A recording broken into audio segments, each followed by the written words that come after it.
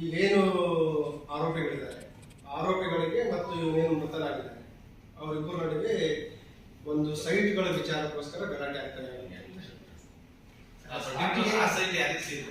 ಅದು ದಾಖಲೆಗಳು ಕಲೆಕ್ಟ್ ಮಾಡೋದು. ಅದೇ ಸೈಟ್ಗಳ ವಿಚಾರಕ್ಕೆ ಗಲಾಟೆ ಆಗ್ತಾ ಇತ್ತು. ಅಲ್ಲಿ ಕರೆಸಿ ಮಾತಾಡೋದಕ್ಕೋಸ್ಕರ ಕರೆದಿದ್ದಾರೆ. ಆ ಸಂದರ್ಭದಲ್ಲಿ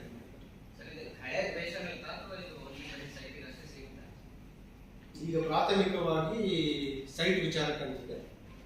ಇವರ ನಡುವೆ ಏನಾದರೂ ಹಳೆ ವೈಷಮ್ಯ ಮತ್ತು ಅದರ ಬೇರೆ ವಿಚಾರಗಳ ಬಗ್ಗೆ ಮಾಹಿತಿ. ಅವ್ರು ಒಬ್ಬನೇ ಅಥವಾ ತಮ್ಮ ಜೊತೆಲಿ ಯಾರಾದ್ರೂ ಹೋಗಿದ್ರು? ಇವನು ಸ್ಥಳಕ್ಕೆ ಹೋಗಿದ್ದು ಒಬ್ಬನ ಬಗ್ಗೆನೇ ಮಾಹಿತಿ. ಒಂದು ಸ್ಕೂಟಿಯಲ್ಲಿ ಹೋಗಿದ್ದಾನೆ.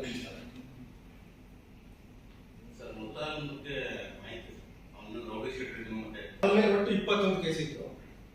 ಕೊಲೆ ಮತ್ತು 307, 353 ಬೇರೆ ಬೇರೆ ಕೇಸ್ಗಳಿತ್ತು.